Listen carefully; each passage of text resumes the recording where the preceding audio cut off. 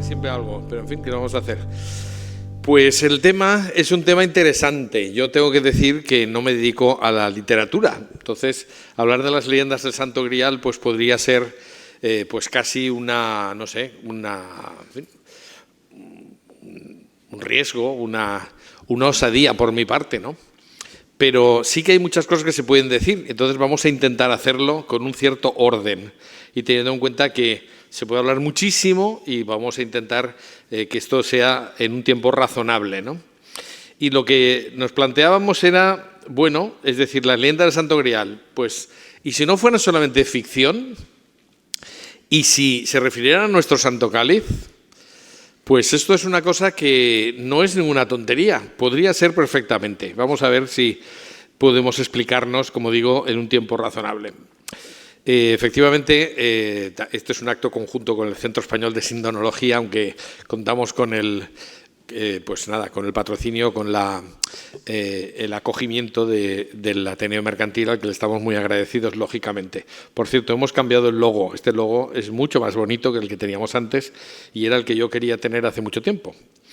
Bueno, entonces el tema, nos centramos en materia. Durante la Edad Media circularon por Europa una serie de creaciones literarias que trataban de diversos temas. Es lo que es la base de lo que es la literatura medieval. Y entre ellos un tema que se trata es el de la búsqueda del Santo Grial. Entonces, estas narraciones, evidentemente, son parte importante de la literatura épica medieval y se podría, desde ese punto de vista, se podría tratar muchísimo, ¿no? Es decir, cuáles son las influencias. Es indudable que estas leyendas pues tienen influencias diversas. Se habla muchísimo, sobre todo los especialistas hablan de las influencias pues célticas, de las influencias paganas y tal, pero no se trata, normalmente no se sabe por qué. Cuando se trata el tema de la literatura griálica, que se llama en algunas ocasiones, en algunos sitios se llama así, pues siempre se intenta minimizar el factor cristiano, cuando, como vamos a ver, lo que cuentan son hechos que son prácticamente cristianos todos, ¿no? Bueno, pues vamos a intentarlo. Entonces, lo primero que hay que hacer es aclarar ideas, ¿no? Es decir, ¿a qué nos referimos cuando nos referimos a las leyendas del Santo Grial? Bueno, pues la verdad es que si uno se mete en Internet, como he hecho yo, nos encontramos un batiburrillo de ideas confusas, ¿no? Es decir, lo que he recogido aquí en esta página y en otra que saldrá más adelante es lo que se suele encontrar en Internet. Y luego vamos a comparar con lo que dicen las leyendas y con lo que pensamos que es la realidad. Y veremos que no tiene nada que ver lo que se dice por Internet con muchas de las cosas que vamos a ver directamente en estas leyendas, ¿no? El Grial, se dice, no es un objeto real. El Grial no existe fuera de la literatura. Bueno, eso porque lo diga usted, ¿no? Es decir, esto es la gente que hace estas afirmaciones, sobre todo, eso sería una prueba diabólica. Se puede probar que una cosa existe, pero que una cosa no existe es difícil de probar. Eso, los que nos dedicamos al derecho, pues sabemos que hay cosas que son, en fin, pues un brindis al sol. Decir esto no existe. Usted no lo ha visto, pero no quiere decir que no exista, ¿no? Entonces, los autores que se dedican a esta literatura normalmente suelen ser franceses. De hecho, la página de la Wikipedia que consulté estaba traducida al francés, claro. Y eso se nota también. Entonces, aquí cada uno tiene sus ideas. Es decir, yo muchas veces digo ya que no podemos ser objetivos, porque los hombres somos sujetos y por tanto somos subjetivos, intentemos no ser parciales, ¿no? Pues eso es lo que se cabría esperar aquí, ¿no? Pues es casi un dogma de fe que el Grial no existe, no es un objeto real fuera de la literatura. El Santo Grial. Y luego hay una confusión que en estas tres frases van a verlas, que es, dice, el Santo Grial es un legendario recipiente sagrado que habitualmente se identifica con el cáliz de la Eucaristía. Un legendario, es decir, está diciendo que es una leyenda. Pero luego a continuación te puedes encontrar que te dice en la misma página, es parte de la mitología cristiana medieval, por lo que no tiene referencias bíblicas. Su origen está ligado al nacimiento del mito, leyendas de recipientes mágicos, piedras sagradas, en fin, cosas así. Y entonces lo primero que uno se plantea es si una leyenda de un mito es lo mismo, porque cuando define lo que es un mito lo dice bien, pero esto no tiene nada que ver con una leyenda. Dice, debemos abordarlo, por tanto, como un mito. Un conjunto de relatos o de imágenes por las cuales una sociedad expresa sus interrogantes y sus terrores para remodelarlos en certezas. ¿Cómo? O sea que el Grial es una cosa que se materializa porque es un terror. Esto es una definición que se aplica a un mito, pero no a una leyenda. Entonces, como digo, vamos a aclararnos, ¿no? ¿Significan lo mismo mitos y leyendas? Pues no. ¿Qué son los mitos? Entonces nos vamos a la Santa Wikipedia, ¿verdad? Porque es lo que todo el mundo consulta, y te dice, son narraciones tradicionales de creación anónima que relatan los acontecimientos primordiales que dieron forma al mundo y a los seres humanos. Es decir, los mitos, por tanto, lo que hacen es codificar la sabiduría primitiva, recurriendo a lo sobrenatural para dar sentido a lo que nos rodea. Es decir, cómo es posible que exista el cielo, cómo es posible que existan, yo qué sé, los ríos, tal. O sea, puede haber mitos que expliquen cosas que efectivamente se derivan del conocimiento más antiguo, donde la gente pues no tenía una explicación racional o científica de las cosas. Por eso se dice, en los orígenes eran relatos orales que se transmitían de generación en generación y, por tanto, esto sería un concepto de mito bastante ajustado a la realidad. Pero esto no tiene nada que ver con una leyenda, porque las leyendas son narraciones que tienen su origen en hechos o personajes reales, históricos, concretos, pero que con el paso del tiempo se han transformado y adquieren elementos de ficción. Por eso se puede decir, y de hecho se dice que todas las leyendas siempre tienen algo de verdad, y es verdad, porque si la leyenda está basada en hechos reales que se han transformado con el paso del tiempo, tiene un sustrato que es real, aunque luego haya terminado apareciendo en el relato definitivo pues una cosa bastante distinta de lo que ocurrió realmente. Pero no es lo mismo un mito que intenta justificar pues la naturaleza, en fin, los hechos, como hay truenos, como hay no sé qué, y otras cosas que son hechos de personajes históricos, son completamente distintos.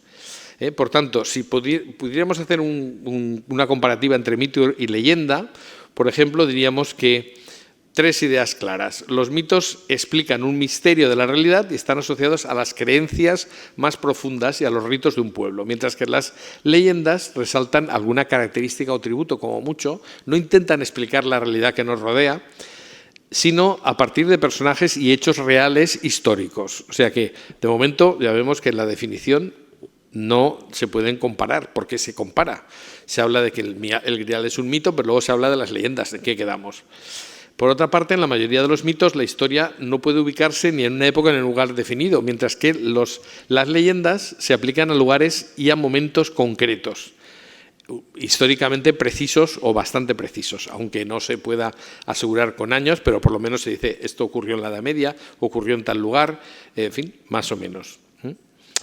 Y desde luego también hay una diferencia respecto a los personajes. Los personajes de los mitos suelen ser héroes, dioses, o sea, los héroes son semidioses, héroes o seres sobrenaturales, es decir, no son personajes reales, mientras que en las leyendas son personajes seres humanos que tienen virtudes y defectos humanos y que evidentemente pues, se circunscriben intentan explicar un hecho que no tiene explicación. La leyenda suele cubrir los huecos que la historia no tiene, pero es verdad que leyenda teóricamente es lo que se lee, de ahí viene la palabra leyenda, y normalmente se refiere a cosas bastante más concretas.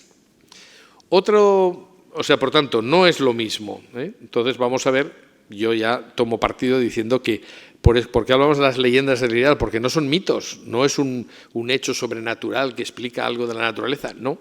Es decir, se trata de acontecimientos que son pues legendarios en la medida en que no podemos asegurar que ocurrieran exactamente de esa manera.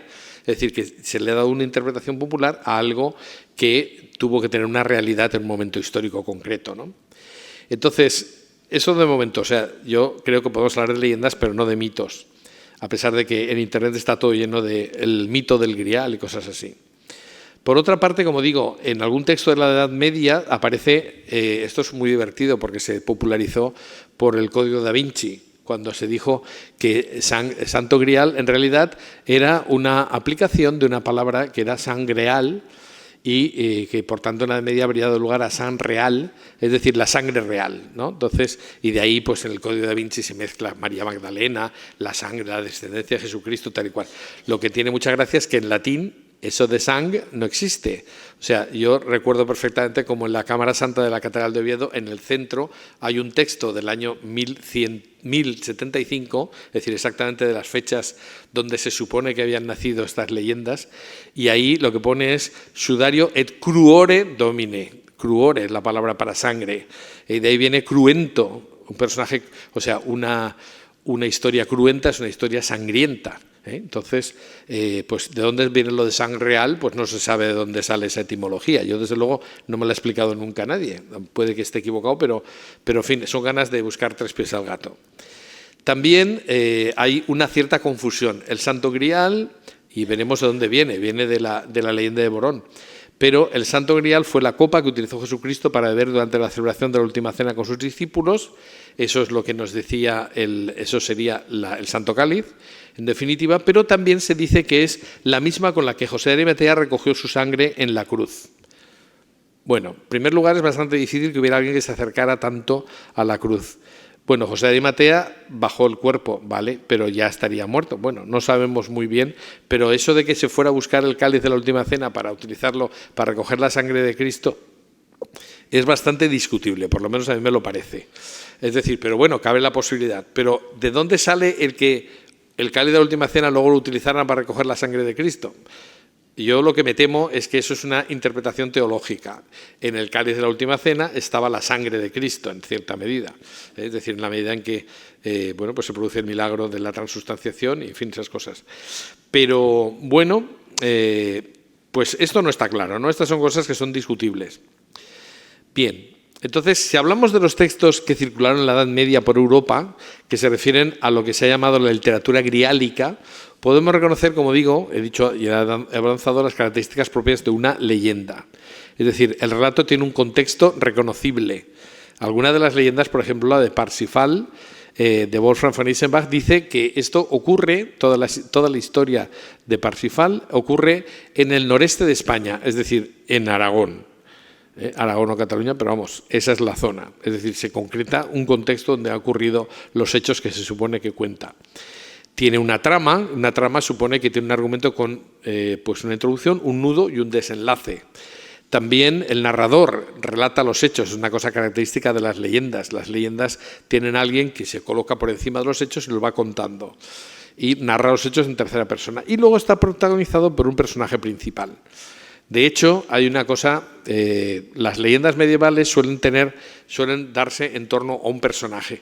Precisamente es una cierta excepción que en lugar de hablar de las aventuras de un personaje concreto, aunque pues el Parsifal sí que sigue ese esquema, es decir, el Parsifal o Perceval es un chico concretamente que luego resultará que es familia de los reyes, etc. Ahora lo contaremos, pero el protagonista en la versión original se habla del cuento del Grial, es decir, se le da la importancia de la narración es a un objeto, no a un personaje. Esto es una cosa que llama la atención, pero que bueno, está dentro de una variante de lo que podría ser una leyenda. Es decir, parece claro que el Grial, y para dejar claro esto, pues nos está hablando de una leyenda. Es verdad que tiene algunas características especiales. Por ejemplo, las leyendas normalmente son populares y nosotros vamos a referirnos a textos, a narraciones que han tenido un autor. Lo que pasa es que podemos decir que este autor cristaliza los hechos, pero que puede ser que tengan su origen en narraciones populares. Eso también puede ocurrir, que se refieran a hechos anteriores y que en un momento determinado un trovador lo ponga por escrito.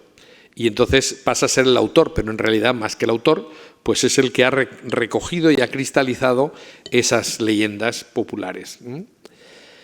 Bueno, pues, y desde luego, aunque tengamos unos textos que tienen autor, luego hay antecedentes y desde luego hay muchísimas variaciones menores que se originan precisamente porque se va transmitiendo esa leyenda y esa leyenda va evolucionando, es decir, y además pues tiene muchísimas variantes. Bueno, entonces los relatos del Grial fueron creados, o por lo menos cristalizados, por cortesanos, trovadores. Esto a nosotros nos hace muy raro, pero en la Edad Media los trovadores eran personas que trovaban, es decir, hacían rimas, pero que no eran simplemente populares, ¿no? Esos eran los juglares, que son la versión popular. Pero los trovadores, por ejemplo, nuestro Ausiàs March es un personaje que es de la corte, de hecho hay un cuadro de Ausiàs March porque es un personaje importante y sin embargo pues escribe y es literato, o sea, eso lo podían hacer las personas que no tenían que estar trabajando en el campo, como es lógico. Y luego pues esas narraciones eran popularizadas por los juglares. ¿Por dónde se extienden? ¿Por qué está tan extendida ¿por qué están tan extendidas estas narraciones, esos relatos, esas leyendas del Grial? Pues básicamente porque Europa se hizo, como dijo Juan Pablo II, peregrinando. Es decir, fíjense en este pequeño esquema, caminos que confluyen en Santiago de Compostela. O sea, toda Europa era una red de caminos. Es decir, los romanos habían creado las calzadas romanas, pero luego resulta que a través de las peregrinaciones Europa empieza a ponerse en marcha a la gente, sale de su casa en la medida que puede y va conociendo el mundo. Entonces, no solamente los caminos de Santiago sirvieron para extender el románico, que efectivamente la ruta del románico coincide bastante con el camino de Santiago, sino que también pues a través de ese camino fluyen narraciones, cosas que van configurando el modo de ser de Europa y, en fin, casi podríamos decir que es su alma, ¿no? Los peregrinos recorrían además lugares que tuvieran interés religioso. Ahora, como no se puede decir que nada tenga interés religioso, siempre se dice que visitaban lo esotérico. Pues la Edad Media de esotérica tiene bastante poca. Lo que pasa es que se ha creado, porque a partir de la Ilustración se intenta potenciar el que ellos son la edad de la luz, a cambio de decir que la edad anterior es la edad de la oscuridad, la Edad Media es la edad de la oscuridad, donde todo era forzado, la gente religiosa porque estaban oprimidos, no había posibilidad de que nadie creyera en lo que se dice que creían, y que, minimizando pues que las creencias de la gente originó la construcción de una Europa monumental, absolutamente, ¿no? Es decir, la Edad Media tiene muchísimos puntos positivos, pero esto es algo que tendríamos que hablarlo más tranquilamente en otro tiempo, si hiciera falta, ¿no? Pero está claro que los relatos se extienden y se popularizan porque la gente necesita que le cuenten cuentos, necesita que le cuenten leyendas, ¿no? Y efectivamente, y además es curioso porque el Camino de Santiago tiene una de las ramas, que vamos a señalarla aquí, que está en torno a es decir, se supone que hay una de las ramas del Camino de Santiago que de repente se pone a andar hacia atrás. Es decir, si tú quieres ir a Santiago de Compostela, aunque realmente la peregrinación se inició a la Cámara Santa de la Catedral de Oviedo, que eran realmente las primeras reliquias que se van a venerar, pues, teóricamente si tú estás andando, pues no te haces unos cuantos kilómetros más en dirección contraria, a no ser que quieras ver algo especial. Aquí está marcado como uno de los hitos del Camino de Santiago Jaca. En realidad no era Jaca, era otro sitio donde hay una leyenda donde que dice que se guardaba ahí un grial, que casualmente coincide con la historia de nuestro Santo Cáliz, pero bueno. Es decir, la prueba de la popularidad de estos relatos es que una de las ramas pasaba intencionalmente por el territorio del Grial, incluso haciendo más kilómetros. ¿Y qué quiere decir esto? Pues que lógicamente la gente iba a conectar con sus intereses. Hay gente, yo conozco, que se dedica a visitar campos de fútbol. Cuando el Valencia va a jugar a Europa, se dedica a ver campos de fútbol, sobre todo, pues me parece muy bien y muy lícito y muy tal. Es decir, uno va a ver sus intereses. Entonces, la gente iba a ver cosas que tuvieran que ver con la religión, claro que sí. Y si les habían contado una leyenda, pues más todavía. Entonces, vamos por partes. ¿A qué nos referimos cuando utilizamos la palabra grial? Porque hemos dicho que hay una serie de leyendas que hablan de un grial. ¿Pero qué es un grial? Bueno, según la Wikipedia, procede de la palabra latina gradalis, que significa vaso o plato, que es un plato hondo, o que es una evolución de cratalis, que es además un préstamo del griego cráter. Nosotros llamamos cráter a la parte más alta del volcán, ¿no? Porque ¿qué es? Es como un cuenco, efectivamente, así es. Eso es lo que significa cráter en griego, que luego pasa a gradalis o cratalis. O sea, que la raíz más antigua del griego cráter pasa al latín, origina que pasa al latín la palabra cratalis, que se refiere a una especie de vajilla o vaso, o plato, hondo. Aquí tenemos uno. Y de cratalis se derivó la palabra gradalis o gradale, que se traduce como recipiente o plato hondo. Vale, bueno, es decir, eso está claro. Lo digo porque hay una cosa que me hace mucha gracia. En la primera leyenda de el de Christian de Troyes, resulta que se dice que habla de un grial, pero no dice qué es. Hombre, pues vamos a ver, si la palabra significa plato o copa, pues será una copa, no hace falta que diga, y era una copa. Pues hombre, si yo digo, esto es un tipo, si yo digo que es una escudilla, no hace falta que diga que es un tipo de plato, ya se sabe. No, pues esto es exactamente igual. Pero es que los puristas se ponen muy chulos a veces. No, aquí en la primera versión no se dice que sea un cáliz. Hombre, ¿y qué significa grial? Bueno, pues bueno. Bien, entonces, ¿de dónde viene que se use esta palabra en las leyendas? Porque la Wikipedia, con origen francés, dice la palabra latina gradalis fue aceptada al francés como Graal y a través de esta forma evolucionó el español moderno para referirse a Santo Grial. ¿Por qué dice esto? Pues porque realmente el único lugar en el que la palabra grial designa un tipo común de copa, tal cual, un tipo de copa para el vino, es en España. Y yo soy testigo de eso. Yo, haciendo el Camino de Santiago hace muchos años, cuando podía andar más que ahora, pues de repente me encuentro con que en La Coruña un señor se acerca a un bar y dice, yo estaba allí, y dice, oye, ¿me pones un grial de vino? Yo dije, ¿cómo un grial de vino? Me quedé sorprendido de utilizar esa palabra. Pues eso quiere decir que no sería la única persona que lo utilizara. Grial es una palabra española ahora mismo que está en uso. Qué curioso. Sin embargo, en todos los otros idiomas, en francés, en inglés, en alemán, el equivalente a la palabra grial solo se utiliza para las leyendas y no se refiere a un vaso concreto, sino al vaso de las leyendas. Entonces, ¿qué es antes? El huevo o la gallina, ¿no? Es decir, ¿quién dice que gradalis da lugar a Graal en francés y después ahí a Santo Grial? No podía ser al revés. No podía ser que las leyendas estén hablando de un entorno donde se utiliza la palabra grial como un cuenco normal y de ahí pase al francés y se ponga por escrito. Pues podría ser. Pero claro, ya sabemos que los españoles jamás reivindicamos nada propio y aceptamos lo que digan los de fuera, con lo cual ahí estamos. Es decir, que podía ser al revés perfectamente. Y luego hay otra cosa que vamos a tratar y es que en la primera versión de las leyendas del grial solo se habla de un grial, no se especifica. Está claro que es un cuenco para el vino, que es lo que significa grial. Pero de repente empieza a hablarse del santo grial y ya cuando se habla de santo grial, cuando se pone a una palabra común la palabra santo delante es que nos estamos refiriendo a una reliquia.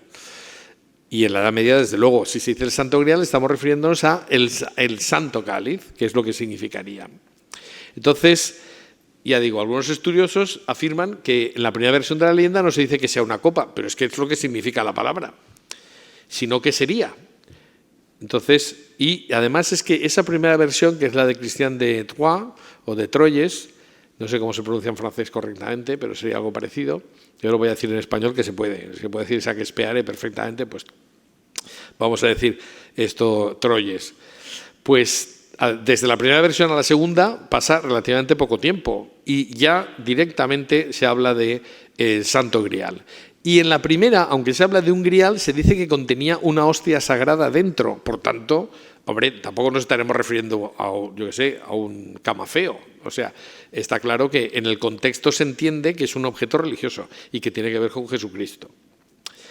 Bueno, entonces, sin ir más lejos, vamos a ver qué dicen esas leyendas, ¿no? Hemos dicho, vamos a ver tres versiones. La primera y la tercera son prácticamente iguales. Lo que pasa es que la tercera completa la primera. Y la de en medio, pues se sale de la regla general. Y luego aparecen muchísimas variantes, como he dicho. Pero vamos por partes. La primera versión, la versión más antigua de las leyendas del Grial es la de Chrétien de Troyes, que se llama Perceval o el cuento del Grial. Perceval, nombre del caballero, o el cuento del Grial. Y está redactado entre el año 1179 y 1191, o sea, prácticamente bastante finales del siglo XII. Es un poema novelado, o sea, poema por tanto en verso, en francés, que inicia la tradición de lo que será la materia caballeresca, lo que los escritores del siglo II español llaman los libros de caballerías, cuyo final estaría en el Quijote. Entonces vamos a ver lo que dice este Perceval de Chrétien de Troyes. Bueno, en primer lugar llama mucho la atención porque este es el famoso Felipe de Alsacia, que es conde de Flandes, al que está dedicado el libro. En los versos que sirven de prólogo, el narrador dice que Felipe de Alsacia, conde de Flandes, es el que le ha dado los elementos para escribir el libro.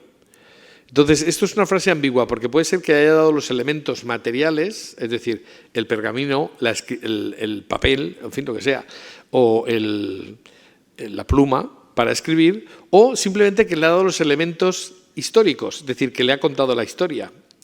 Entonces, curiosamente, este conde de Felipe sería al mismo tiempo fuente y destinatario de la obra, ya que si le ha proporcionado los elementos para escribir, puede ser que le haya dado los datos por los que éste se haya atrevido a escribir el que dice rimar el mejor cuento que haya sido contado en corte regia. Eso es lo que dice Cristiano de Troyes. Pero, curiosamente, su padre, Teobaldo de Alsacia, participó en la Segunda Cruzada en 1148 y llevó de Tierra Santa a Brujas, en el año 1150, una curiosa reliquia que se llama la sangre de Cristo. O sea, que se supone que está en el ayuntamiento de Brujas y se suponía que forma parte de la sangre que habría recogido José de Arimatea en la cruz. Es decir, que el contexto en el que se escribe el cuento es un contexto clarísimamente cristiano, donde se habla de la sangre de Cristo en todo caso. Pero aparte de esto, vamos a meternos en el libro. ¿De qué va el argumento? El protagonista, este es prácticamente idéntico a lo que daremos a la tercera versión, que es la de Wolfram von Eschenbach, que es la alemana. Pero de momento lo vamos a contar aquí.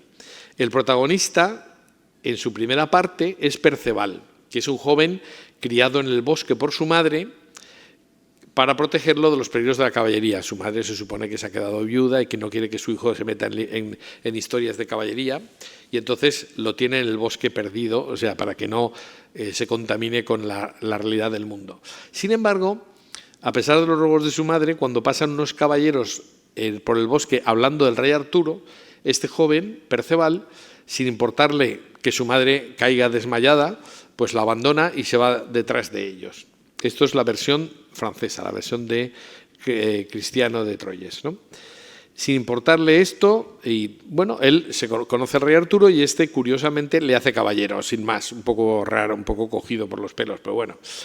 Y lo que es interesante es que en este argumento de Chrétien, al ser invitado al castillo de un rey inválido, que le llaman el rey pescador, es testigo de un cortejo enigmático. Ahí es donde aparece el grial, porque él dice, el narrador dice que sale un joven de una habitación llevando una lanza de cuya punta se desprende una gota de sangre.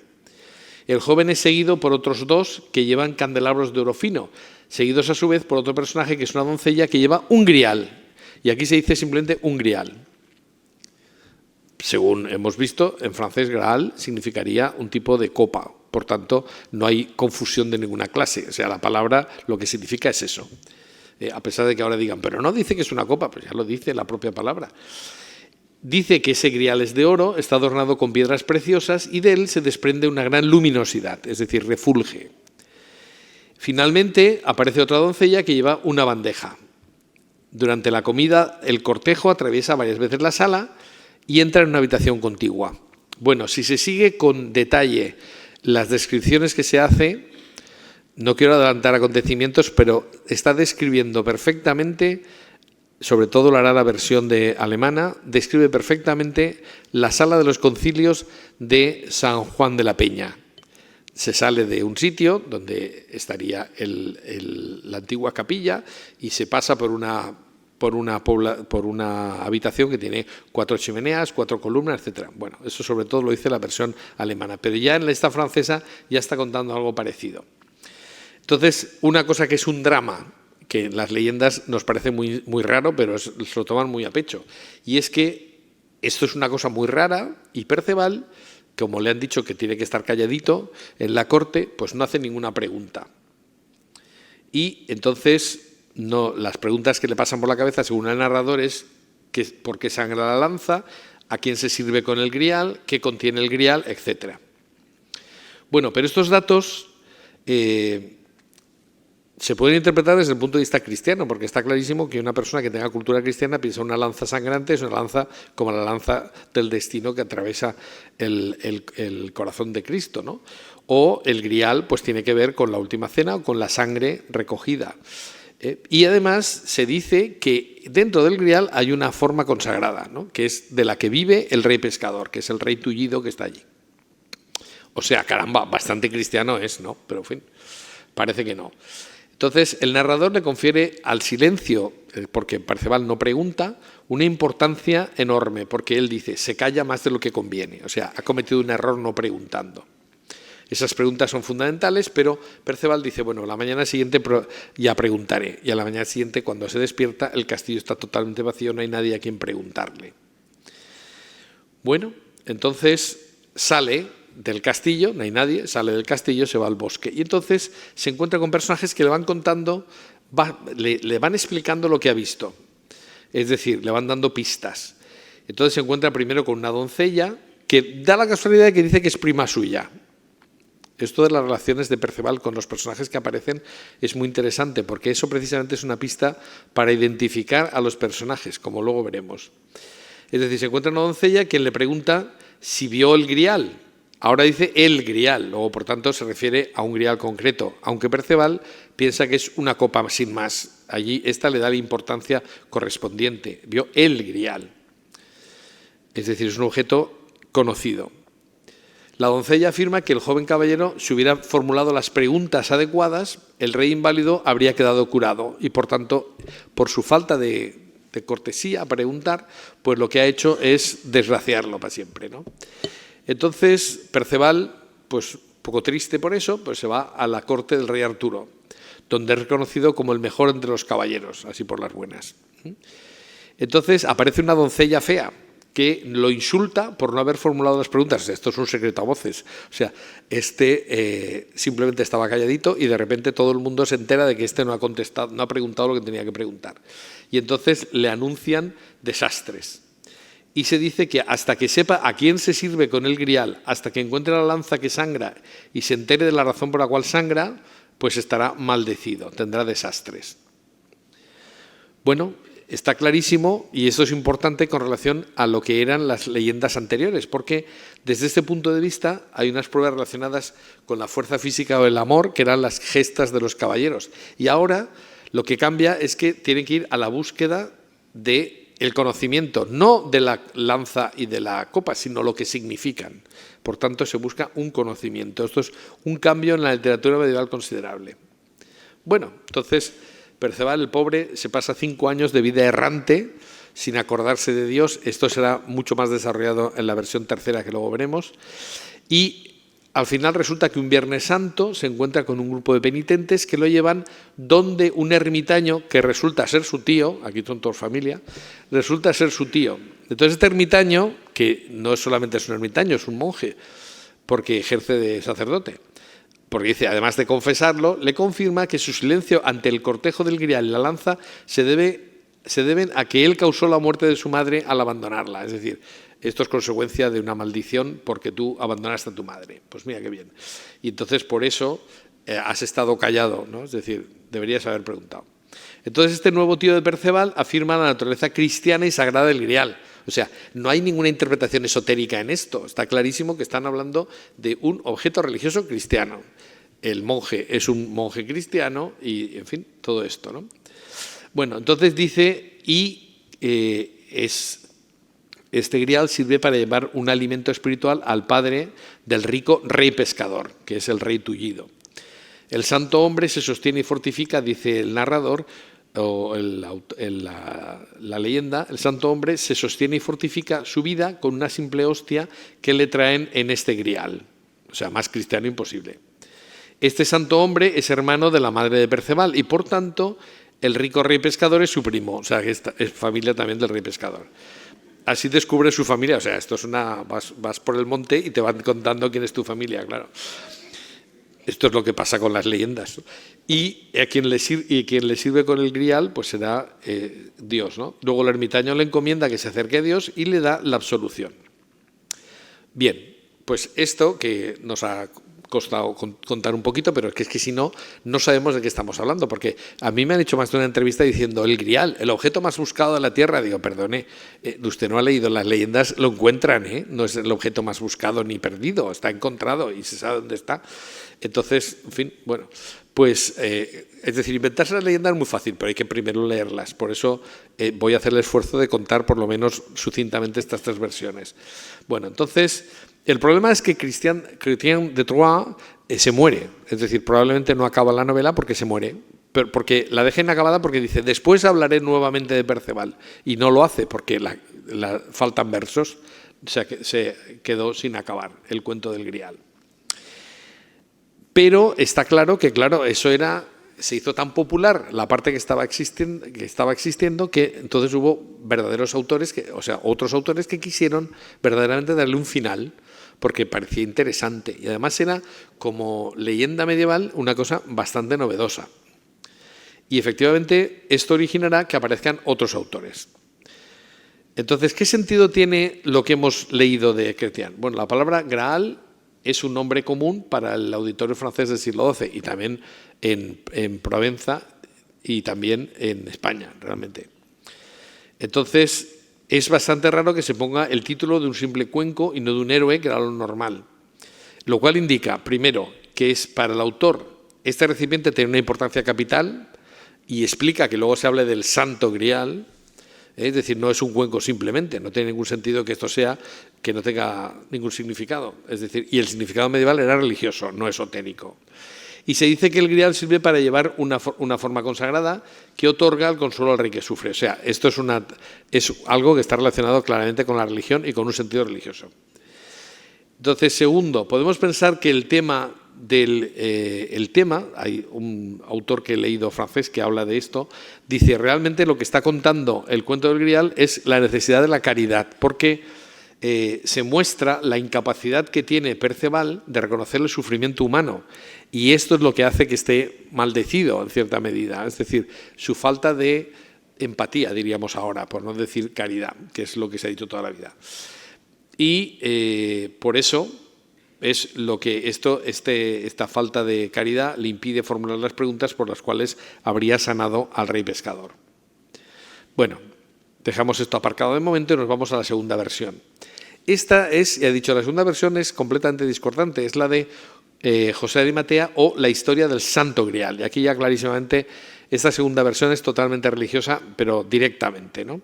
Esta es de Robert de Boron, que es un poquito posterior, pero muy poquitos años después. Es del año 1190 a 1199, antes del año 1200. Robert de Boron es el primero que explicita que ese Grial es el Santo Grial y, por tanto, el primero que afirma la vinculación del Grial de la leyenda con el cáliz de la última cena, que es lo que significaría, ¿no?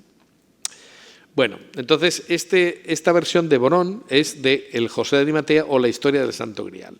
Para contar su versión, Robert de Boron lo que hace es que cambia completamente. No se basa teóricamente en una leyenda, sino que crea una versión completamente distinta a partir del relato evangélico.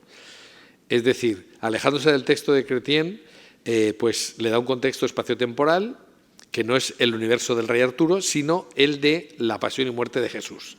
De hecho, empieza contando la historia del Grial, contando la muerte, o sea, la caída del pecado original de Adán y Eva, y continúa con la pasión y muerte y resurrección de Cristo, haciendo énfasis en el papel activo que tuvo José de Arimatea, porque lo va a convertir en un personaje importante. O sea, esto es una versión, como vemos, completamente distinta. Siendo José de Arimatea un personaje de los evangelios y figura central de algunos evangelios apócrifos, se consideraba que lo que estaba haciendo este señor era, Robert de Boron, lo que está haciendo es contar la historia de José de Arimatea, no como una leyenda, sino como una historia, ¿no? Como un personaje histórico del que se supondría que se conocería más de lo que dicen los evangelios.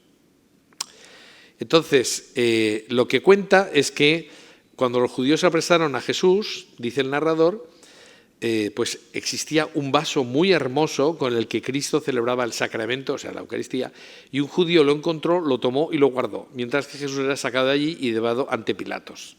Es decir, lo que dice es que cae en manos de los judíos el cáliz de la última cena. Aquí sí que no hay ninguna duda, se refiere al cáliz de la última cena y dice que es un vaso. Pero ya en la versión francesa también lo decía, porque la palabra lo indicaba.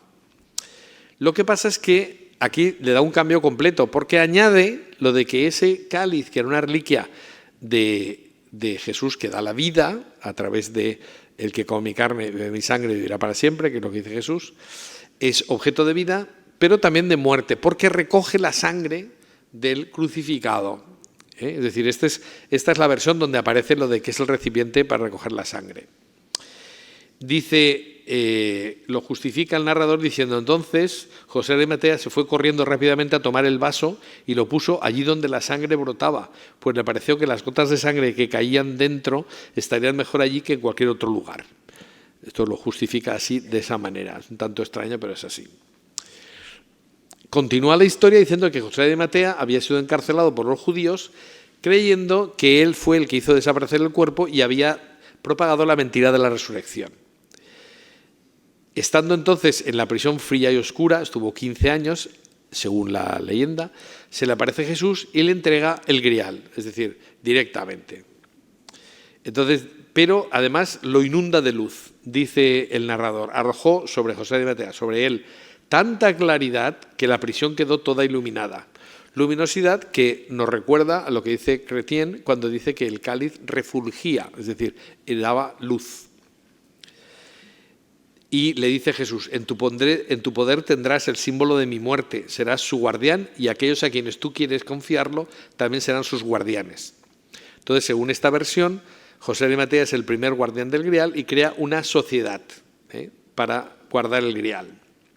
Y el grial entonces se convierte en un puente entre el hombre y la divinidad, porque es el eslabón que une la humanidad y la divinidad. Entonces se dice que este cáliz, este grial, el santo grial, tiene poderes maravillosos.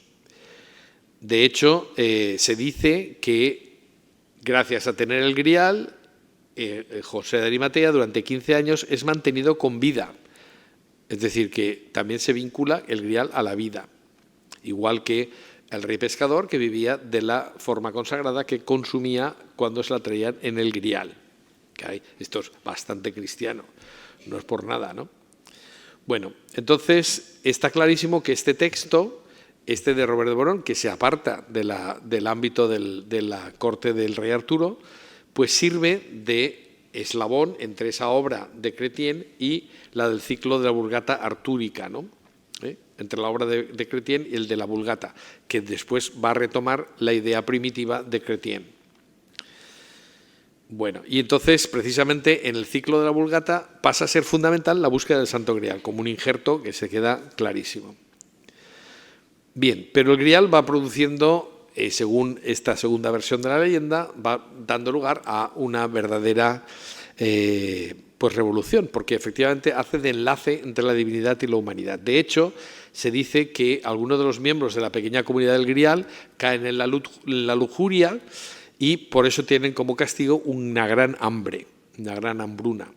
Y entonces José de Arimatea implora a Dios y entonces la voz del Espíritu Santo le dice, pues vamos a hacer una cosa, ¿no? Le propone una prueba. Debes construir una mesa y tu cuñado Bron debe pescar un pez que se debe colocar al lado del vaso en el centro de la mesa. Entonces tú, José de Arimatea, te sentarás en el lugar que ocupaba Jesús en la última cena y dejaréis el lugar de Judas vacío. Entonces, a partir de ahí, los elegidos se acercaban a la mesa y entonces, dice, obtuvieron sin tardar la dulzura y la plenitud de sus corazones.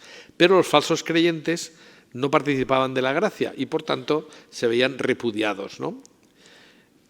Pero, por lo menos, ellos preguntan cómo se debe llamar a el vaso que estaba en el centro de la mesa. Y Petrus, que es uno de los elegidos, responde, quien quiera nombrarlo correctamente deberá llamarlo grial, pues ninguno lo verá, eso creo, sin que le sea agradable. Aquí está jugando en inglés con un juego de palabras entre agradar y grial, que tienen, no se corresponden a la misma etimología, pero puede tener, pues, bien, está bien traído. Es un juego de palabras que, claro, traducido no tiene ningún sentido, pero bueno, él dice grial porque agrada, ¿no? Bueno, pero lo que está claro es que en esta versión, la versión de Borón, el grial es un objeto claramente litúrgico y además eso se refuerza con la idea de que se pone un pez, que es el símbolo de Cristo, el ictus, que saben que ictus es la abreviatura de Jesús Salvador, etcétera, ¿no? Jesús Hijo de Dios Salvador. Esas son las iniciales de pez en griego, que es ictus. Bueno, entonces está clarísimo que ahí al cuñado o sea, este que pesca, de José de Arimatea, resulta que le llamarán el rey pescador, precisamente por eso, ¿no? Porque pesca el pez que tiene que estar acompañando el grial. Parece que se están retomando elementos de la primitiva leyenda, de la primera versión, pero dándoles otro sentido, ¿no? Es un cambio. Bien, entonces este Bron se convierte en el guardián y depositario del grial en la medida que es el encargado de pescar el pez y guardar el vaso. Y al final del relato, pues Bron parte con sus hijos hacia los valles de Avalon, que también es un enlace con lo que será después la historia del traslado del grial de Oriente a Occidente, etc. Bueno, conclusiones de este segundo relato. Los elementos enigmáticos presentados por Chrétien de Troyes en el Conte du Grial, especialmente el grial y la lanza, reclaman una identificación casi natural con el cristianismo. Son la lanza sagrada y el cáliz de la última cena. Pero los grialistas solo ven en esto signos de sincretismo entre los celtas y las tradiciones cristianas. A mí me gustaría que me lo explicaran, pero bueno, eso es lo que hay. Por eso cuando tú, en una sociedad de estas, y conozco quién le pasa, intenta hablar del grial como el cáliz de la última cena, lo ponen verde, porque dicen que eso no tiene nada que ver. Entonces, esto es justo la tesis que yo voy a mantener ahora. Entonces, está clarísimo que en cualquier caso, Chrétien de Troyes opta por una dimensión simbólica, en el sentido de que habla del significado del grial, mientras que Borón recoge una dimensión histórica, en el sentido de que habla la historia de cómo el grial llega a través de José de Arimatea. Está claro que son dos perspectivas, pero son complementarias y esto da lugar a que pues, esta temática tenga músculo y vaya desarrollándose y se presenta pues la necesidad de continuar la historia porque resulta muy interesante para la época. La tercera y última versión es la Parsifal, que se escribe en alemán Parzival, pero se pronuncia Parsifal, por eso vamos a utilizar por su transcripción en español la palabra Parsifal. Esta está escrita por Wolfram von Eisenbach, que es un trovador germano que escribió su Parsifal continuando y completando el relato de Chrétien de Troyes. Por eso toda la primera parte es exactamente igual, pero matiza algunas cosas, cambia algunas cosas y por supuesto da mayor extensión y muchos más detalles. Este es el monumento que existe en su tierra natal, el de Wolfram von Eisenbach. Y este efectivamente acoge las tradiciones de las fábulas artúricas cantadas por los trovadores provenzales y sitúa en el noroeste de España el templo de Monsalvat, es decir, en Aragón, donde la Orden de los Caballeros del Grial custodia la copa de la última cena. Aquí lo deja clarísimo. La novela inconclusa de Chrétien, llamada Perceval ou le Conte du Grial, inspiró a Eisenbach y a otros muchos, que dieron lugar a otras muchas versiones que no podemos tratar porque sería inabarcable. Pero realmente Wolfram von Eisenbach es muy conocido porque inspira su Parsifal, el Parsifal de Wagner, que lo conoce casi todo el mundo, aunque nadie lo ha visto.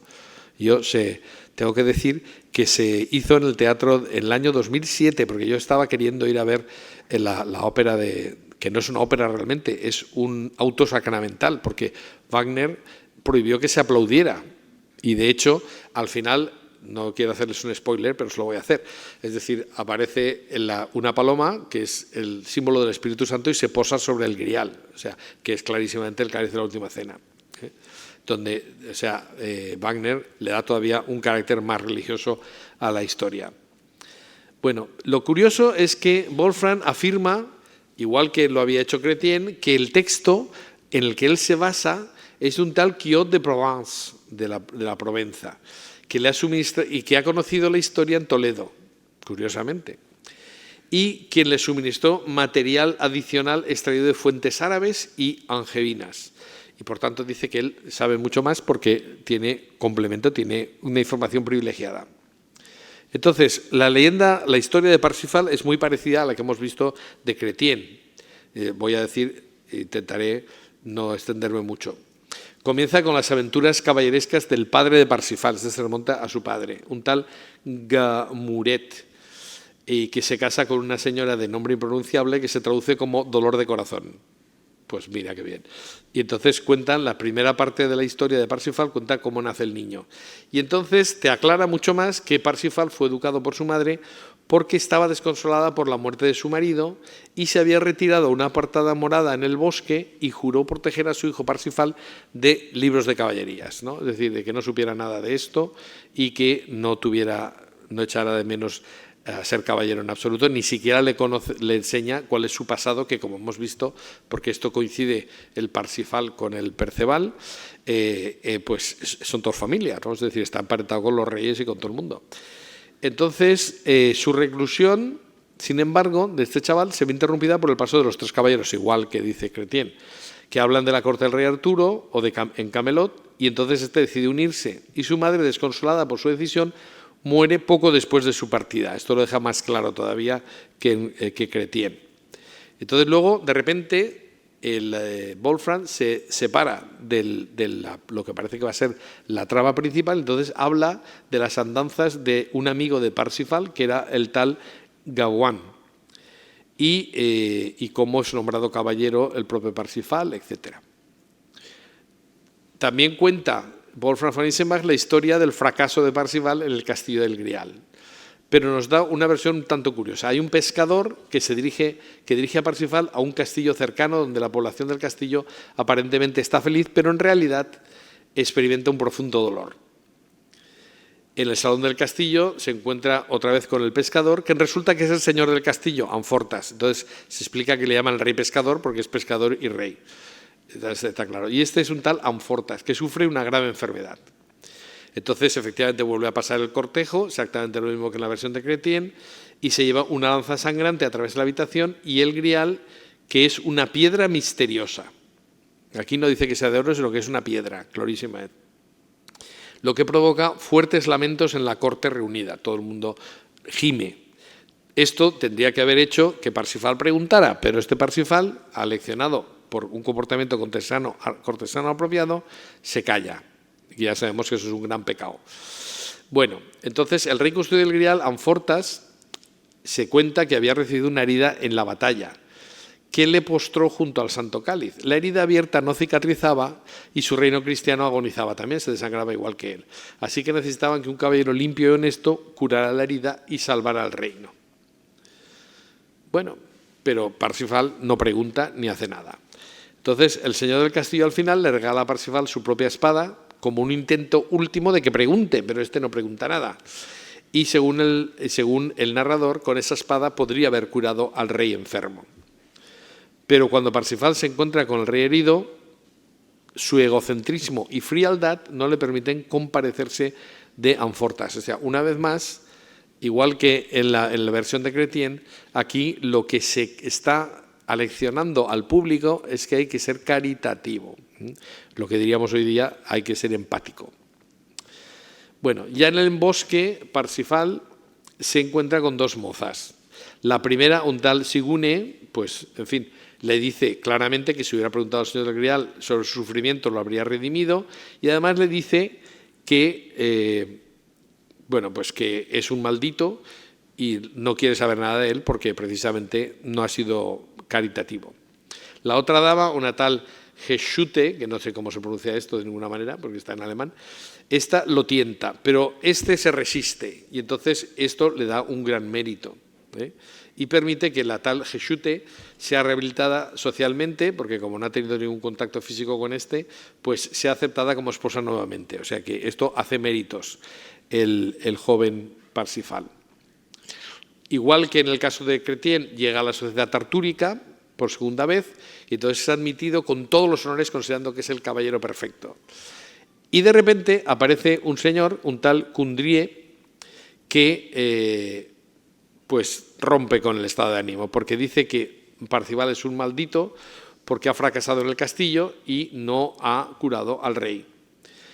Y por otra parte, pues empieza a decir que la sociedad de la tabla redonda, que está en torno al rey Arturo, pues no es tan ejemplar como cabría pensar, ¿no? Es decir, que ahí no son caballeros perfectos a pesar de que ellos lo piensen. Entonces Parsifal se rebota con Dios, lo he puesto así porque es la forma más fácil de decirlo, se ha rebotado. Se rebota con Dios y le atribuye su fracaso. Dice, pues hombre, ya que podría ser omnipotente, podría haber curado al rey y yo me hubiera evitado yo que me maldijeran a mí todo el mundo, ¿no?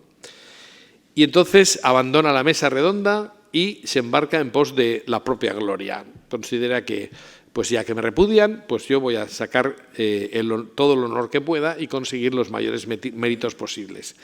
Pero después de 5 años de dar vueltas por ahí, en el libro 9 de Wolfgang von Eschenbach, pues se está convirtiendo en un caballero andante donde va buscando pues la fama y la tal, pero se nos dice que sufre por su alejamiento de Dios, porque la ha roto con Dios, no quiere saber nada de él, pero experimenta la soledad y la oscuridad del alma centrada en sí misma.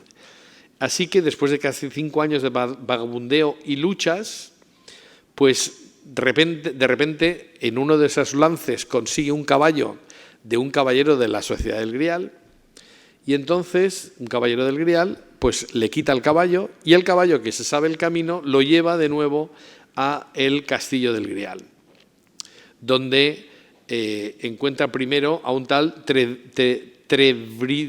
no soy capaz de pronunciar esto en alemán, Trevidsent, a quien se presenta como pecador penitente. Es decir, otra vez aquí es donde encuentra a su tío, que resulta que sigue siendo su tío, es decir, que en esta versión también se dice que sea su tío. Y pasa 14 días con este santo varón que le explica el significado oculto de la vida, el verdadero significado del Grial, y también le informa que su madre es hermana del rey del Grial. O sea que, ya hemos dicho, igual que en la versión de Chrétien, exactamente está emparentado con los reyes. Y a través de su anhelo por el Grial y por la dirección correspondiente, pues al final Parsifal queda redimido porque se sale del mundo de la vanidad de los caballeros, se sale del mundo de Arturo y se convierte al mundo del Grial. De hecho, en conclusión, por fin toma el castillo del Grial, torna, mejor dicho, al castillo del Grial y le formula a Fortas la única pregunta que podía conducirle al amor verdadero. O sea, le pregunta, ¿qué te atormenta? ¿Cuál es tu dolor? Y Parsifal extrae su espada y cura con ella la herida abierta al rey. O sea, acaba bien. Esta versión que acabó bien.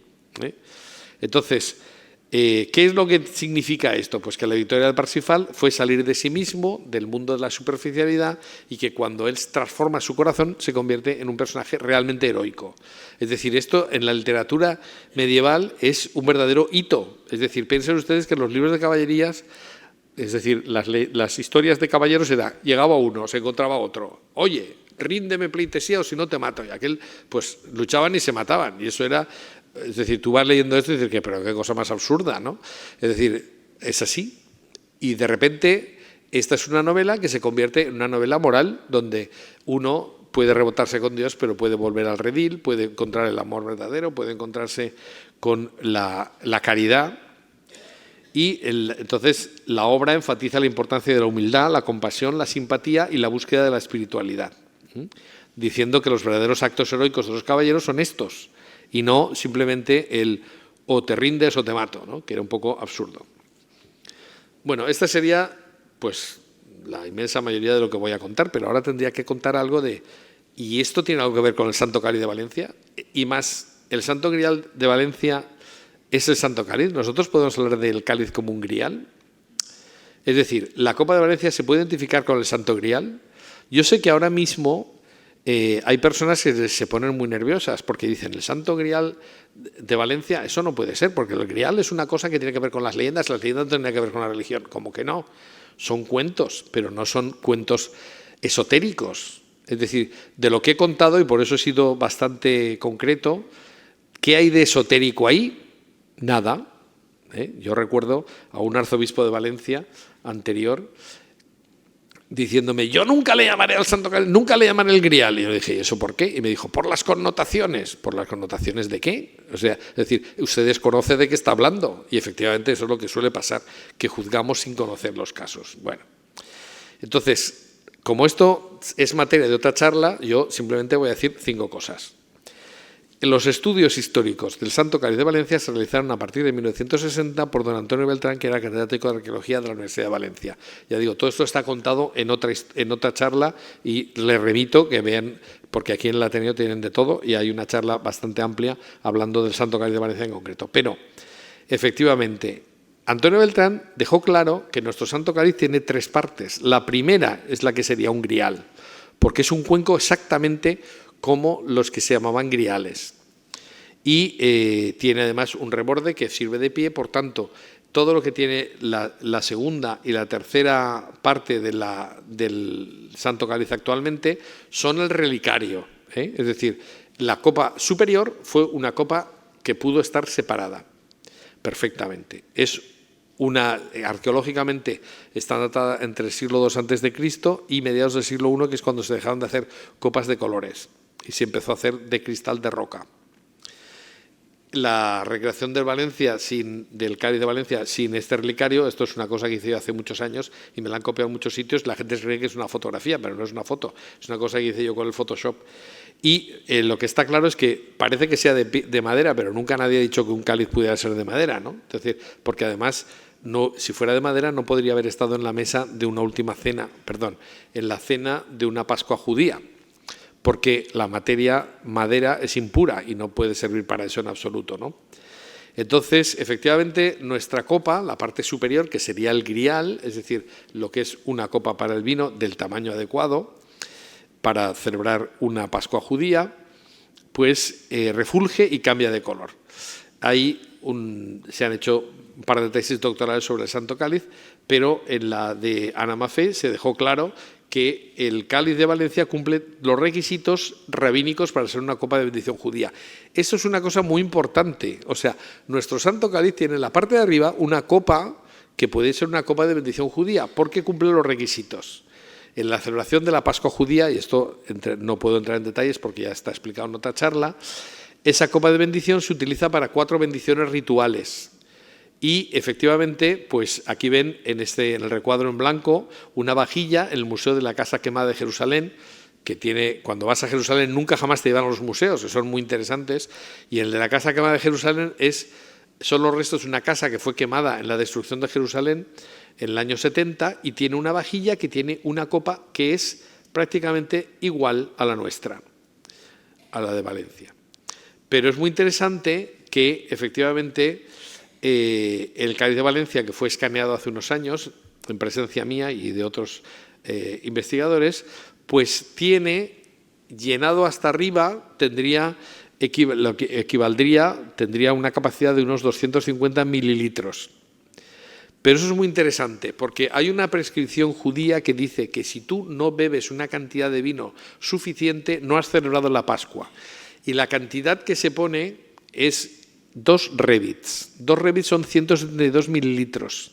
Es decir, nuestro Santo Cáliz a 1 centímetro del borde tiene exactamente la capacidad que necesitas para celebrar una Pascua judía.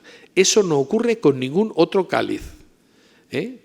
Entonces, esto es un criterio objetivo para cargarse los supuestos santos cálices que hay por ahí y que, por tanto, no es discutible. Es decir, si el cáliz de Jesucristo se supone que estás hablando, vamos a hablar, del cáliz de León, ahora saldrá. El cáliz de León, ¿podría ser el cáliz de la última cena? Pues no, señor, porque nunca cumpliría los requisitos de una Pascua judía. El nuestro sí. Y además es el único, porque ni un cáliz de madera lo sería, ni un cáliz que tenga una capacidad menor. En el Museo Británico de Londres, y vemos aquí la fotografía, tenemos 2 copas que tienen exactamente la misma forma de nuestro cáliz, pero son más pequeñas, por tanto, y nunca jamás nadie ha dicho que sean las copas de la última cena, pero son exactamente de la forma adecuada, o sea, y está datado entre el año 1 a 50 después de Cristo. O sea, nuestro grial, la parte superior del Santo Cáliz de Valencia, es un grial que cumple los requisitos para una Pascua judía y tiene exactamente la antigüedad que le corresponde. Nuestro cáliz, además, como el de las leyendas, refulge y cambia de color. Esto ha pasado demasiado rápido, a ver si lo vemos, esto es, ¿no? Es decir, cuando se ilumina al revés, cuando se ilumina correctamente el Santo Cáliz de Valencia, se ve que es un cáliz que refulge exactamente como en las leyendas. Y no digo nada más de momento. Entonces, ningún otro cáliz, como digo, que haya pretendido ser competidor del de Valencia, tiene los requisitos para ser el auténtico grial y ya está bien. Ya podemos decir lo que nos dé la gana. Pero si ese cáliz no pudo estar en la última cena, no puede ser el cáliz de Jesucristo. Será lo que sea, pero eso no. Y fíjense esta foto, en el centro se ve el cáliz de león desmontado es casi un cenicero, no tiene capacidad para tener los 2 revits de vino. Entonces, de hecho, para servir como un cáliz de misa, se le añadieron pues ya casi 3 dedos de oro para que pudiera tener la capacidad propia de una misa. Imagínate, y en la misa no está especificado que se tome tanto vino, y sin embargo, en la Pascua judía sí. O sea que, en nuestro cáliz, desde el punto de vista objetivo, ¿podría ser el cáliz de la última cena? Sí. Pero ahora vamos a lo mollar, que es paralelismos históricos. Hay muchísimos. Con lo que he dicho, no he contado detalladamente todas las historias, todas las leyendas del Grial, pero como muestra basta un botón. Pero hay muchas cosas, ¿no? Es decir, es verdad que en las leyendas hay cosas que no ocurrieron así. Por ejemplo, Camelot. Camelot como tal no existió. Aunque hay una historia, que no voy a contar ahora, que se supone que Camelot pudo ser Jaca, pero bueno, esto, como no he profundizado en ello, no he querido contarlo. Es decir, como todas las leyendas tienen elementos inventados, pero tienen un sustrato histórico. Entonces, Camelot, de ahí viene la palabra camelo en español. ¿Qué es un camelo? Pues una cosa que no existió, ¿no? Una cosa que no existe. La tabla redonda pudo ser de otra manera, pero efectivamente hubo una reunión de caballeros, y ya digo que podría ser el equivalente a la tabla redonda. Ahí no entramos. En la búsqueda del Grial, en una de las versiones de las leyendas que no he contado expresamente, cuando los caballeros están desanimados porque efectivamente su intento de crear el perfecto centro de caballería pues fracasa por el pecado humano, por la soberbia, etcétera, y están hundidos y en una tierra empobrecida, tienen una visión que es que aparecen unos ángeles que llevan un grial, mejor dicho, llevan el santo grial. Y entonces estos caballeros entienden que tienen que cambiar, como el propio Perceval, en lo que he leído, o Parsifal, mejor dicho, tiene que cambiar y tiene que buscar la perfección cristiana, que es lo que le justifica, no la humana. Entonces, todos los caballeros salen en su búsqueda, pero solo Parsifal, caballero puro, consiste en llegar hasta el Grial. Bueno, todo esto más o menos lo damos por sabido. Sin embargo, lo que es curioso es que cuando se dice que el caballero Parsifal llega al castillo del Grial, dice que es un castillo oculto en una montaña.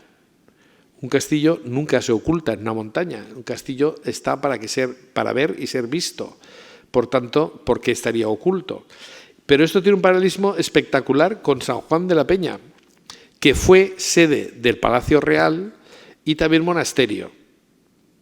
Y que, curiosamente, uno de los nombres que se le da al castillo del Grial es Montsalvat o Montsalvache en alemán, pero Montsalvat sería la reducción del Mont Salvatoris, que es donde está, es el Monte del Salvador, que es donde está San Juan de la Peña. Es decir, esto tiene unos requisitos, es un sitio que reúne las condiciones que se describen en el Parsifal, donde hay una amplia sala, donde se va desde la capilla hasta esa sala, donde se podría haber hecho ahí perfectamente la reunión, donde se describe que tiene 4, como he dicho antes de pasada, 4 columnas, 4 chimeneas, etcétera, ¿no?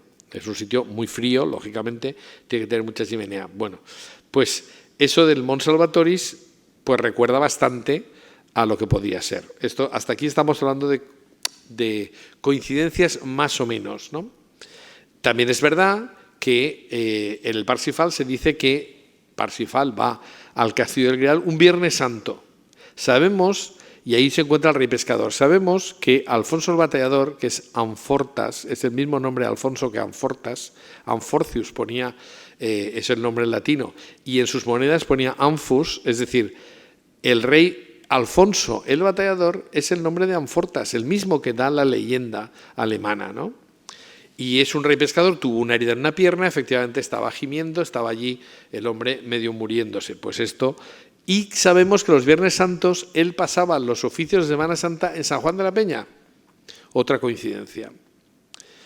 Luego hay otras leyendas, cuentan algunos detalles y hablan de sitios curiosos. Por ejemplo, en la cueva de Yebra de Basa, aparece una ermita que está cubierta por una cascada.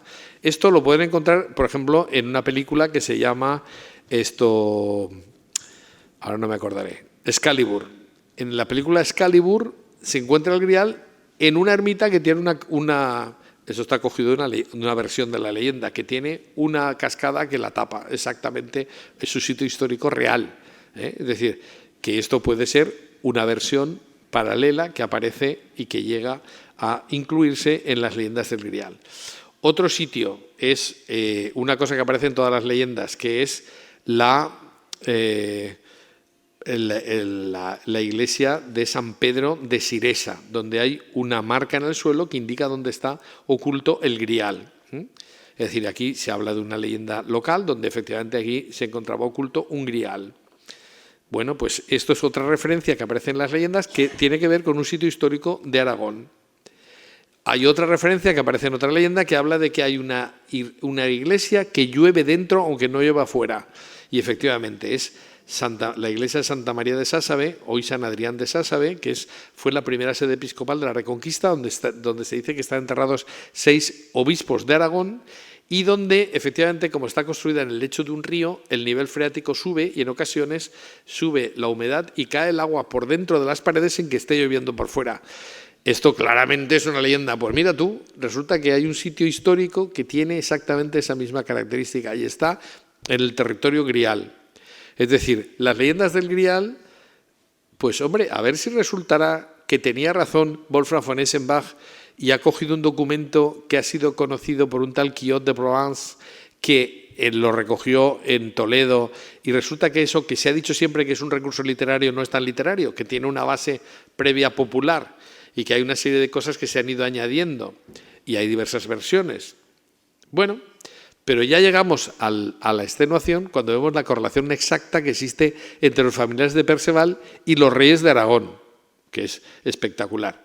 Un personaje de ficción, Perceval. Resulta que hay un señor que se llama Rotreu III, conde de Perche, que este señor podría ser el Perceval, exactamente. Y este tiene todas las características, porque su tío era Sancho Ramírez, tío político porque estaba casado su madre, etcétera, ¿no? Bueno, pues tío político de Perceval, un personaje real, es Sancho I Ramírez, que fue el primer rey de Aragón. Resulta que la hermana de Sancho I de Ramírez es tía por afinidad de Rotreu III, que es la hermana de Sancho. Esta que resulta ser su tía correspondería con la dama del lago que vive junto al castillo del Grial, que dice que es tía de Perceval. Mira tú por dónde existe tía, hermana política del rey Sancho I. Alfonso de Aragón, el batallador, hijo de Sancho I, es primo de Rotreu y efectivamente también es el rey pescador, primo de Perceval. Es decir, la relación entre los personajes de la corona de Aragón y este señor, este Perche, este Rotreu III de Perche, es curioso porque coinciden exactamente con las relaciones familiares que se describen en la leyenda. También ese monje que le cura, que tal, que le explica esto del eso, resulta que era también hermano del rey del Grial y por tanto tío de él. Este es Ramiro II el monje, es exactamente coincidente. O sea, las relaciones personales de este personaje histórico, Rotreu III de Perche, podía ser exactamente el personaje que inspiró la obra de Perceval o Parsifal. Pero es que si continuamos, esto lo voy a pasar rápido, toda la dinastía de los reyes de Aragón, pues está perfectamente. Esto no lo voy a explicar porque si no nos pasamos mucho de tiempo. Pero sí que es verdad que toda la dinastía de los reyes de Aragón está emparentado con nuestro Grial concretamente y no con otro. Y sí con nuestro Grial. ¿Cómo lo sabemos? Porque los estudios del Santo Cáliz, una vez visto que la parte de arriba es el Grial, si nos fijamos en el relicario, pues tenemos que ser la parte segunda y tercera que hemos visto antes. Bueno, los estudios que ha hecho Gabriel Songel, que además se explicó aquí, son realmente espectaculares. Gabriel Songel, que es el catedrático de diseño de la Universidad Politécnica de Valencia, descubrió varias cosas. Primero, que el diseño de toda la copa, tal como está actualmente, es un diseño hecho por un orfebre, porque surge a partir de unos patrones de diseño que se utilizaban en la Edad Media. Pero además en el centro del relicario, en esa bolita, aparece un dibujo que es nada menos que aquí está, el nudo de Salomón, que es una marca que utilizaban los notarios en la época de Pedro I y de Alfonso I el Batallador. Eso nos da la misma fecha en la que coincide con las historias del Grial. Pero además, ya el doctor Beltrán había encontrado que había una inscripción en la base de la copa, del relicario. Es decir, esto no sería la copa, sería el relicario. Pues en la base aparece un texto que, curiosamente, ahora se ha visto que se podía interpretar de dos maneras. Visto así, podría ser en hebreo simplificado, Jesús es Dios, Yeshua, Yahvé. Esto es exactamente así, pero si le das la vuelta, es decir, lo miras girando la cabeza, resulta que lo que pondría es Jeshua, no Isa, que es lo que se dice en árabe, sino Jeshua, que es una transcripción fonética de la palabra judía, Jeshua Alá. Es decir, en la base de nuestro grial está escrito en hebreo y en árabe, Jesús es Dios. Esto es verdaderamente importante. Pero a esto se refiere el propio Parsifal, porque dice, primero, le llama a la copa lapsis exilis. Lapsis exilis podía significar, pues prácticamente remisión en pecatorio, es decir, lapsis exilis es lo que redime a los pecadores. Habla de la inscripción en la base y añade que en la base del grial, al borde de la piedra, con caracteres, un epitafio dice su nombre y su sustancia. El nombre de la sustancia es Jesús, nombre, sustancia, Dios. Pero es que además, y estoy acabando ya, porque a veces se ponga nervioso, la mayor aportación del doctor Songel ha sido documentar una laguna que tenía nuestra historia aragonesa del grial. Y es que no existía en ningún documento la presencia del grial en San Juan de la Peña hasta que sale de ahí. Es decir, se sabe que salió, pero no se sabía que hubiera entrado. Bueno, pues él ha hecho una cosa sorprendente, que es, ha descubierto unos acrósticos que se refieren al cáliz. Esto está, hay otra charla que está también subida por el Ateneo, donde se explica todo eso, y efectivamente aparece una serie de nombres, siguiendo un rastro de las mayúsculas y siguiendo unos códigos que se sabía que se utilizaban en el desciframiento, en el descifre de las cartas que se enviaban por parte del Papa. Utilizando estos códigos se puede conocer que hay un código oculto, es decir, hay un criptograma, un acróstico, y ahí aparece Calis Lapsis Exilis, curiosamente el mismo nombre que da en el Parsifal al cáliz. Pone Joannis de Pina, es decir, San Juan de la Peña, etcétera, etcétera. Incluso aparece un nombre sorprendente, que es el de Petrus Alfonsus. Petrus Alfonsus es un personaje que estaba en la corte de Pedro I y de Alfonso I, el batallador, que eran hermanos. Y Pedro Alfonso, es el equivalente en las leyendas al mago Merlín, que probablemente ya existía en unas referencias anteriores del rey Arturo, pero es que curiosamente le encaja perfectamente porque era un astrónomo, era un judío converso, que entonces era astrónomo y por tanto una especie de asesor político religioso en cierta medida de los reyes, y es la misma misión que le dan las leyendas a Merlín el mago. Curioso. Es decir, hay muchos puntos de referencia entre la corona de Aragón, el grial y las leyendas. ¿Son solo ficción? Pues es lo que yo me pregunto. Es decir, hay datos suficientes como para pensar que de alguna manera la historia de nuestro Santo Cáliz, que estuvo en una serie de sitios concretos y relacionado con una serie de personajes concretos, de alguna manera se han puesto por escrito en Francia y en Alemania.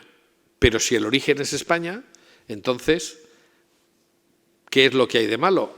A lo mejor la historia no contada de nuestro Santo Cáliz está recogida en las leyendas, deformada, convertida en novela. Pero ¿quién dice que esa novela no se refiere a nuestro Santo Cáliz? Termino con una reflexión final. ¿Y qué piensa la Iglesia de todo esto? Pues como no podía ser de otra forma, la Iglesia Católica ha sido muy celosa para preservar la fidelidad de los textos evangélicos. Evidentemente, una cosa es la institución de la Eucaristía por Jesucristo y otra cosa es lo que se puede decir por simple fantasía. Sin embargo, hay que distinguir, porque de las leyendas del Grial ahora mismo se dice cualquier cosa cuando las leyendas tienen un fondo cristiano que creo que he dejado bastante claro. Es decir, no es lo mismo una versión que vincula el cáliz con el cáliz de Jesucristo, aunque luego fantasee sobre los sitios donde está y todo eso, basándose en personajes reales, que es lo que hacen las leyendas, con otras versiones que podemos ver por ahí esotéricas, ocultistas, anticatólicas, que claro, entiendo que levanten ampollas dentro de la Iglesia, es decir, oiga, nosotros no queremos saber nada del Grial. Por eso se explica lo de yo no le llamaré nunca Grial por las connotaciones. Bueno, pues no hay nada que lo impida, yo pienso que no hay nada que lo impida. Lo que pasa es que si se hacen malas interpretaciones, el Grial nunca, en ninguna leyenda se dice que tenga poderes mágicos, ni que resucite a muertos. Un ejemplo de mal interpretación de esto es lo que pasa en Indiana Jones, donde su padre, lo siento por el spoiler, su padre está muerto y le dan de beber el Grial y resucita. Eso no es dar la vida eterna, eso es resucitar muertos, que no tiene nada que ver. Entonces, lo que se afirma es que el Grial concede la vida eterna, y eso no es más que una referencia a lo que dice Jesucristo: quien come mi carne y bebe mi sangre vivirá para siempre, tendrá vida eterna. Pues, ¿qué tiene de malo esto? ¿Dónde está la ley? La leyenda no contradice esto en absoluto. Lo que pasa es que si se interpreta de forma esotérica y se dice que lo que pasa es que el que bebe del cáliz pasa a tener vida eterna y cosas así, eso no lo dice la leyenda, ¿no? Es decir, que resucita muertos y que es el elixir de la eterna juventud, todo eso son interpretaciones que se pueden hacer a posteriori, pero no tienen nada que ver con la realidad histórica. Entonces, si la palabra Grial ha sido utilizada en un sentido malo, ¿qué hay de malo precisamente que lo utilicemos en el sentido original? Porque el sentido original de las leyendas era un sentido católico, sin ninguna duda. Por eso yo siempre termino todas las charlas diciendo que cuando el dedo señala la luna, solo los imbéciles se quedan mirando al dedo. Esto es un proverbio chino, por lo menos eso se dice. Es decir, que lo importante de nuestro Santo Cáliz y de la historia del Grial es a lo que señalan, y ambas señalan a una cosa que es perfectamente cristiana. Por tanto, ¿por qué no podemos decir que nuestro Santo Cáliz sea el Santo Grial de las leyendas? No hay nada que impida. Pues muchas gracias.